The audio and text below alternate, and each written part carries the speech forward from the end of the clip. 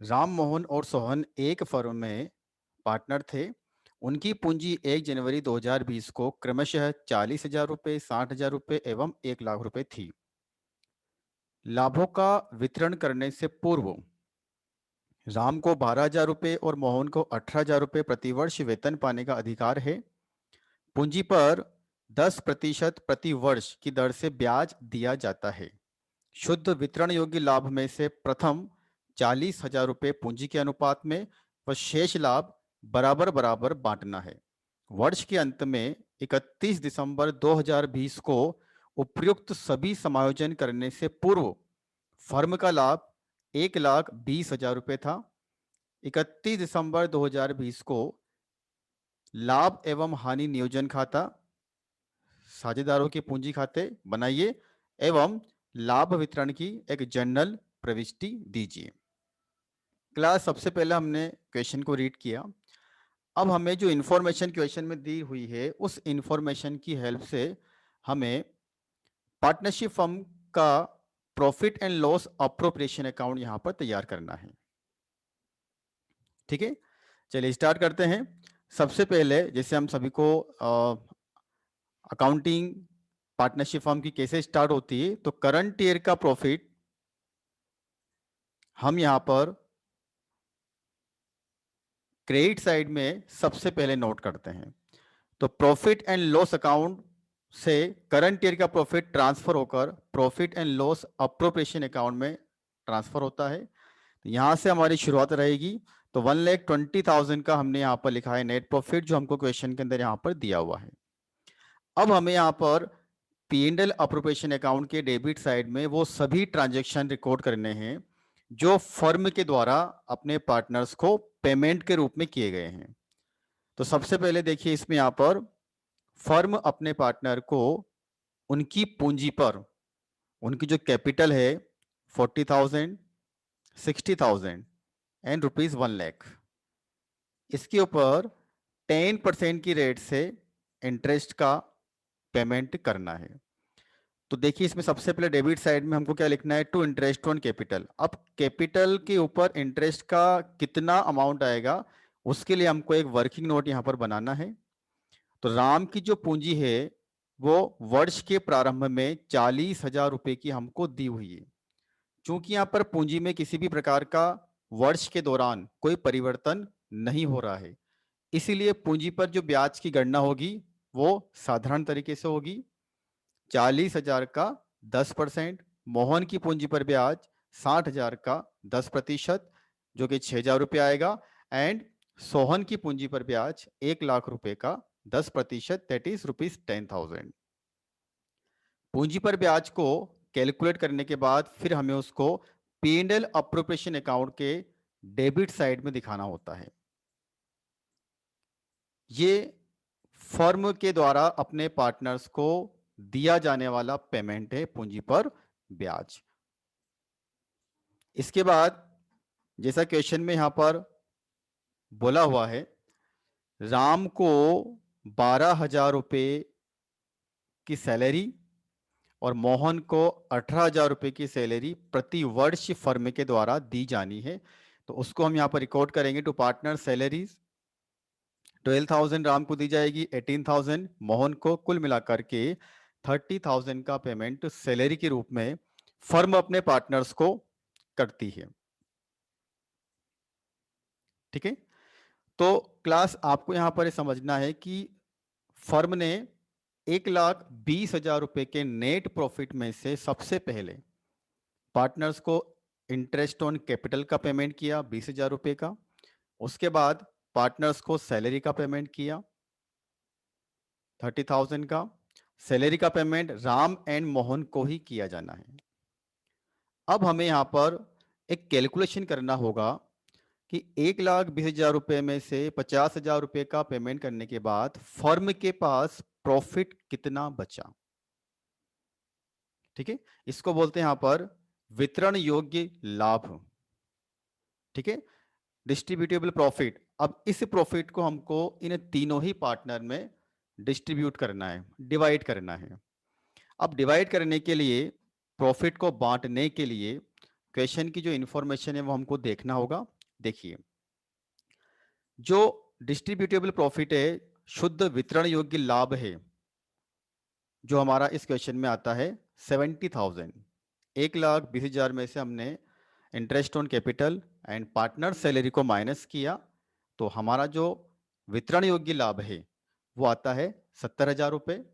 अब इस 70,000 में से हमको फर्स्ट 40,000 को कैपिटल के रेशो में बांटना है, पूंजी के अनुपात में बांटना है, और बचा हुआ जो प्रॉफिट है उसको बराबर बराबर बांटना है।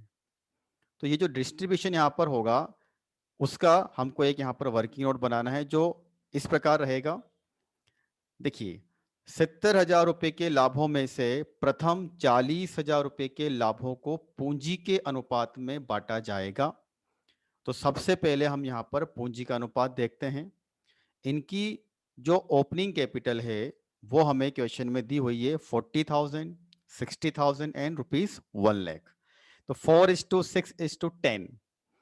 तो 70,000 रुपए के वितरण योग्य लाभों में से 40,000 रुपए के जो प्रॉफिट हैं वो हमने यहाँ पर इनकी पूंजी के अनुपात में बांटे, और उसमें राम जो है उनका जो शेयर है वो आता है 8,000 रुपये, मोहन का जो शेयर है वो आता है 12,000 रुपये, एंड सोहन का जो शेयर है वो आता है 20,000 रुपये। एक बार आप सभी यहाँ पर ये कैलकुलेट करके देख सकते हैं, 40,000 इंटू 4/20। अब ये 20 कैसे आता है यहाँ पर? ये 20 है 4 + 6 + 10। हमने रेशियो में, कैपिटल रेशियो में हमने स्टार्टिंग के 40,000 रुपए को बांट दिया। ठीक है। अब उसके बाद देखिए, 70,000 रुपए के वितरण योग्य लाभों में से हमने 40,000 के प्रॉफिट का बंटवारा तो कर दिया। अभी भी 30,000 का प्रॉफिट ऐसा है जो रिमेनिंग है। अब इस 30,000 के प्रॉफिट को तीनों ही पार्टनर में इक्वल, बराबर बराबर बांटा जाएगा। तो प्रत्येक पार्टनर का हिस्सा कितना आने वाला है? 10,000 रुपए ईच पार्टनर। इसका मतलब यह है कि जो डिस्ट्रीब्यूटेबल प्रॉफिट था, जो वितरण योग्य लाभ था 70,000 रुपए का, उसमें राम को जो शेयर मिला है वो आएगा 8,000 + 10,000, दैट इज ₹18,000, 18,000 रुपए।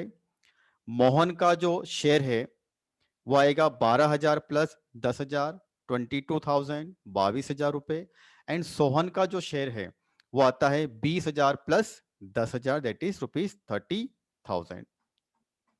देखिए क्लास, इसमें हमने यहाँ पर ये प्रॉफिट का डिस्ट्रीब्यूशन किया। इस तरह से फर्म ने 70,000 रुपए के वितरण योग्य लाभों का बंटवारा एक निर्धारित तरीके से पार्टनर्स के बीच में कर दिया। ठीक है। तो profit and loss appropriation account बनाने के बाद अब हमें यहाँ पर पार्टनर्स का कैपिटल अकाउंट बनाना है। तो partners capital account as on 31 दिसंबर 2020, 31 दिसंबर 2020 को राम, मोहन और सोहन का पूंजी खाता हमको यहाँ पर तैयार करना है। सबसे पहले हमको क्रेडिट साइड में इनका कैपिटल का ओपनिंग बैलेंस दिखाना होता है। ओपनिंग बैलेंस 40,000, 60,000 एंड 1,00,000 रुपीज हमको क्वेश्चन के अंदर दिया हुआ है। अब जैसा हम सभी को पार्टनरशिप अकाउंटिंग में ये मालूम है कि फर्म के द्वारा पार्टनर्स को जो भी पेमेंट किया जाता है, चाहे वो पूंजी पर ब्याज हो या सैलरी हो, बोनस हो, कमीशन हो, वो पार्टनर्स कैपिटल के क्रेडिट साइड में आता है। ठीक है। इससे पार्टनर कैपिटल का बैलेंस बढ़ता है। देखिए, फर्म ने तीनों पार्टनर्स को 4,000, 6,000, 10,000 का इंटरेस्ट ऑन कैपिटल का पेमेंट किया है, जिसे हमें यहाँ पर पार्टनर्स कैपिटल अकाउंट में क्रेडिट साइड में रिकॉर्ड करना है। तो 4,000, 6,000 एंड 10,000। सैलरी का पेमेंट राम एंड मोहन को मिला है 12,000 का एंड 18,000 का। ये अमाउंट भी हम यहाँ पर P&L अप्रोप्रिएशन अकाउंट के डेबिट साइड से यहाँ पर ट्रांसफर कर रहे हैं। ठीक है। और उसके बाद तीनों पार्टनर्स को जो 70,000 का डिस्ट्रीब्यूटेबल प्रॉफिट था, वितरण योग्य लाभ था, उसमें जो इनका शेयर है 18,000 रुपये, 22,000 रुपये एंड 30,000 रुपया, ये हमको पार्टनर्स कैपिटल में यहाँ पर क्रेडिट साइड में दिखाना है by P&L appropriation account share in profit. इन सब की अकाउंटिंग करने के बाद अब हमें पार्टनर्स का कैपिटल अकाउंट क्लोज करना है, मतलब इनका बैलेंस निकालना है। तो पार्टनर्स कैपिटल में डेबिट साइड में यहाँ पर कोई ट्रांजैक्शन हमें दिखाई नहीं दे रहा है।